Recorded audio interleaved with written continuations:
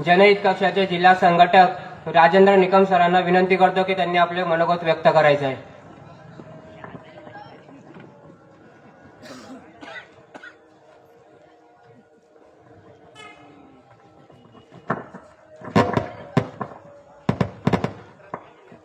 छत्रपती शिवाजी महाराज की,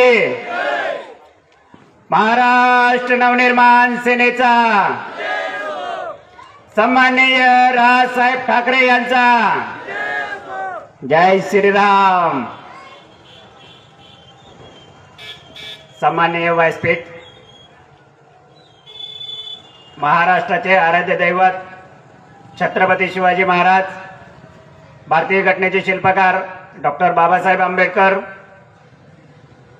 महाराष्ट्र नवनिर्माण सेनेचे संस्थापक अध्यक्ष सन्माननीय राजसाहेब ठाकरे, महाराष्ट्र नवनिर्माण सेनेचे नेते माजी आमदार ॲडव्होकेट जयप्रकाश बाविस्कर साहेब, आमचे खानदेशी मुलुक मैदान तोप जळगाव जिल्ह्याचे जिल्हाध्यक्ष ॲडव्होकेट जमीलभाई देशपांडे, महानगर अध्यक्ष विनोदभाऊ शिंदे, आमचे दुसरे महानगर अध्यक्ष किरणभाऊ तडले, व्यासपीठावर बसलेले सर्व पदाधिकारी कार्यकर्ते आणि समोर बसलेले आमचे सर्व महाराष्ट्र सैनिक बंधू आणि भगिनींनो, आज आमचे सर्व वक्त्यांनी सांगितलं जळगावचा विषय, परंतु आपण आता संतांची भूमी हरविठ्ठल नगर या ठिकाणी आलेलो आहोत। पहिला आमचा एकच प्रश्न होता या ठिकाणाचा की या ठिकाणी आम्ही आल्यानंतर आम्हाला कमीत कमी 2 ते 3 तास या ठिकाणी लागलेले आहेत, पण सर्वात मोठा प्रॉब्लेम असतो की डॉक्टर लोकांकडे जायचं की मला मुतखड्याचा प्रॉब्लेम आहे, मला याचा प्रॉब्लेम आहे, मला पोटदुखीचा प्रॉब्लेम आहे, पण तो हाय हरविठ्ठल लोकांना हा जास्ती प्रॉब्लेम कशामुळे तो या नागरिकांनाच माहिती आहे। पण ते ही व्यथा कोणाजवळ मांडतील, ही व्यथा आम्ही इथं आल्यानंतर आम्हाला समजली की या ठिकाणी कोणत्याही प्रकारचं बाथरूम नाही। या इथल्या नागरिकांना आम्ही विचारलं की आम्हाला बाथरूमला जायचंय, त्यांनी सांगितलं तुम्हाला रेल्वे पटरीकडे जावं लागेल, नाहीतर तुम्हाला रामानंदचा घाटकडे जावं लागेल, नाहीतर इकडे मोकळं पटांगण आहे त्या ठिकाणी जावं लागेल। तर मला या नागरिकांची अशी मोठी समस्या वाटते, तुम्हाला मी आश्वासन देतो दादानो, आम्ही निवडूत का नाही निवडूत, आम्ही आमदार बनो की खासदार बनो की नाही बनलो तरी चालेल, पण या हरविठ्ठल नगरचा येत्या 2 महिन्यामध्ये इथं बाथरूमचा प्रॉब्लेम सॉल्व्ह करायशिवाय सोडणार नाही। कारण की बऱ्याच वेळेस बऱ्याच आमदार खासदार आणि नगरसेवकांनी या ठिकाणी आश्वासन दिलेले आहेत। या ठिकाणी आमच्याच महाराष्ट्र नवनिर्माण सेनेचे 4 नगरसेवक होऊन गेलेले आहेत, त्यांनी आम्हाला धोका देऊन त्यांनी पार्टी चेंज केली, त्याबद्दल आमचं दुमत नाही। आमच्या जवळ महाराष्ट्र नवनिर्माण सेनेची फौज आहे, आम्ही त्यातून महाराष्ट्र नवनिर्माण सेनेचे महाराष्ट्र सैनिक तयार करू आणि पुढच्या महानगरपालिकेला, विधानसभेला, लोकसभेला आम्ही त्यांना उभे करू। हे आमच्या राजसाहेबांमध्ये ताकद आहे। या ठिकाणी बरेचसे काही प्रश्न आहेत डॉक्टर साहेब, या ठिकाणाचा नागरिक जळगाव शहरामध्ये MIDC मध्ये कामाला जातो, त्याला मजुरी मिळते 300 रुपये, 350 रुपये, आणि या ठिकाणी रिक्षाचं भाडं असतं 20 रुपये एका साईडने आणि 20 रुपये एका साईडने। तो 20 रुपयामध्ये जातो फक्त बस स्टँड पर्यंत, त्याला जायचं असतं MIDC पर्यंत। तर मला सांगा, त्याला इथून 20 रुपये तिथून 20 रुपये, त्याला एका साईडने लागतात 40 रुपये। 40 रुपये लागल्यानंतर त्याला घरी यायचं असतं रिटर्न, तर त्याला लागतात 80 रुपये आणि त्याला मिळतो रोज 300 रुपये। त्या 300 रुपयामधून त्याचे निघून जातात 80 रुपये, उरतात त्याला 220 रुपये फक्त। तो 220 रुपयामध्ये त्यांचा परिवाराचा उदरनिर्वाह कसा चालेल याकडे त्याचं लक्ष असतं।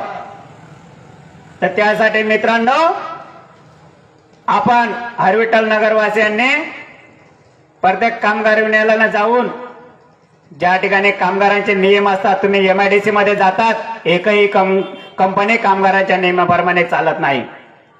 शासनाचा रोज असतो 480 रुपये आणि हे देतात आपल्याला 300 रुपये। त्याच्यामध्ये तुमचा इन्सेंटिव्ह असतो, SIPF असतो, हे तुम्हाला दाबून टाकतात आणि तो SIPF पण तुमचा भरत नाही मित्रांनो. शासनाने सुविधा तुम्हाला दिलेल्या आहेत, ते त्यांच्यासाठी, नागरिकांसाठी, सर्वांसाठी. या ठिकाणी आपले महाराष्ट्र नवनिर्माण सेनेचे अधिकृत उमेदवार डॉक्टर अनिश पाटील साहेब उभे आहेत. ज्या दिवशी ते आमदार म्हणून या जळगाव शहराला लागतील त्याच्या 4थ्या आणि 5व्या दिवसापासून ह्याच्या कामगारांचे प्रश्न असतील हे पहिले आम्ही सोडवण्याचा प्रयत्न करू. जोपर्यंत कामगारांची दिवाळी व्यवस्थित होत नाही तोपर्यंत ते आमदार खासदार मागे बी कसे फिरतील हा पण मोठा प्रश्न असतो. आता बरेच जण म्हणत असतील की महाराष्ट्र नवनिर्माण सेनेची सभा या ठिकाणी सुरू आहे, या ठिकाणी नागरिकांची गर्दी नाही. मला आता नेते मंडळींनी पण प्रश्न विचारला की या ठिकाणी गर्दी होती. मी त्यांना सांगितलं साहेब या ठिकाणी बाजार भरलेला होता, कमीत कमी 5,000 लोकांची संख्या या ठिकाणी होती. पण आता प्रत्येकाचा बाजार उठल्यानंतर प्रत्येक जण आपापल्या घरी निघालेले आहेत, तर त्याला आम्ही जबाबदार नाहीत. परंतु जे नागरिक या ठिकाणून बोध घेऊन गेले, सन्माननीय राजसाहेबांची सभा लावलेली होती, सभेमधून बऱ्याचशा जणांनी नाही ऐकले की आपल्याला पुढचा पर्याय हा महाराष्ट्र नवनिर्माण सेनेशिवाय नाहीये. महाराष्ट्र नवनिर्माण सेनेला यावेळी संधी द्यावीच लागेल असे आम्हाला बरेच नागरिक भेटून गेलेले आहेत. परंतु काही नागरिकांचं म्हणणं आहे की आम्हाला भाजपा बरोबर फिरावं लागतं, मामा बरोबर फिरावं लागतं, ताई बरोबर फिरावं लागतं. ताईंचा प्रचार चालू होता, त्यांना बसायला जागा नव्हती. त्या ठिकाणी कमीत कमी 50-60 महिला आल्या, त्यांना मी खुर्चीवर सांगितले ताई इथं बसा, ही पण महाराष्ट्र नवनिर्माण सेनेची सभा आहे, तुम्ही ताईंचा प्रचार करायला आलाय.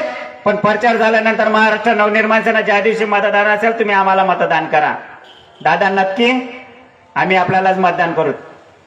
या ठिकाणून नेते साहेब, या ठिकाणून ताई गेल्यात, त्यांना ताईंना सांगितलं आम्ही ताई 1 नंबर बटन दादा, ताईंनी बी हो सांगितलं आम्ही 1 नंबर बटन दाबून. नंतर ताईने 2 हात उचलून 2 बोट पुढे करून दिले. सांगायचं तात्पर्य एवढेच की महाराष्ट्र नवनिर्माण सेनेचे उमेदवार या ठिकाणी उभे आहेत. आम्ही प्रत्येक ठिकाणी कॉर्नर सभा घेता, ही सभा नाहीये, ही कॉर्नर सभा म्हटलेली जाते. याला मोठी सभा सन्माननीय राजसाहेबांची असेल त्या ठिकाणी सर्व जळगावकरांना आमंत्रण दिलं जाईल. आम्ही एक कॉर्नर सभा या ठिकाणी अशी घेतो की आम्ही प्रत्येक वार्डामध्ये होतो, प्रत्येक ठिकाणी फिरत असतो, कारण की प्रत्येकाच्या घरी जाणं शक्य नाही. सुट्यांचे दिवस चालू आहेत, सुट्यांचे दिवस असले म्हणजे प्रत्येक जण फिरायला गेलेले, त्यांना त्यांच्या घरी कोणी नसतं. आम्ही पॉम्पलेट टाकून त्यांना दुरूनच नमस्कार करून आम्ही निघून जातोय.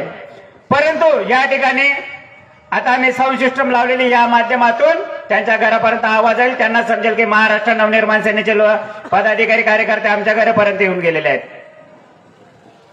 सर्व माझा हरी विठ्ठलवासियांना नम्र विनंती आहे की आपण 10 वर्ष झाले सन्माननीय राजसाहेबांचे नगरसेवक या ठिकाणी निवडून देत आहेत. त्याच पार्श्वभूमीवर आज आम्ही या ठिकाणी आलेलो आहे. आपल्याला हात जोडून विनंती करतो की महाराष्ट्र नवनिर्माण सेनेचे उमेदवार हे विधानसभेला उभे आहेत, सुशिक्षित उमेदवार आहेत आणि डॉक्टर सुद्धा आहेत. सन्माननीय मामा, सन्माननीय ताई आमदार होऊन गेले, 10 वर्षे मामा आमदार राहिले, ताई 2.5 वर्ष महापौर राहिल्यात. ताई आता सर्वांना आश्वासन देत आहेत की मी असं करेल, मी तसं करेल, मी असे रस्ते करेल, मी तसे करेल.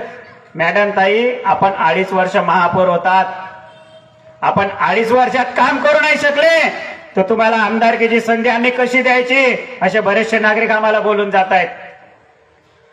आमचे उमेदवार कोणत्याही भ्रष्ट याच्यामध्ये अडकले नाहीत, कोणतेही लाच घेतलेले नाही, कोणतेही पैसा खाल्लेला नाही. आमचे उमेदवार फ्रेश आहेत आणि सन्माननीय राजसाहेब ठाकरे यांनी दिलेले आहेत. त्यासाठी मी म्हणतो मित्रांनो, तुम्हाला कोणतीही समस्या असो, प्रत्येक नागरिकांची समस्या आमच्यापर्यंत येते. कोणाचं दवाखान्याचं काम असो, कोणाचं कामगारांचं काम असो, बऱ्याचशा जणांचे विविध काम असतात. कोणी लोनचा प्रॉब्लेम असो, कोणाचा काही सर्व प्रॉब्लेम तुम्ही आमच्या जवळ घेत असतात. आम्ही ते प्रॉब्लेम आम्ही सॉल्व्ह करतो.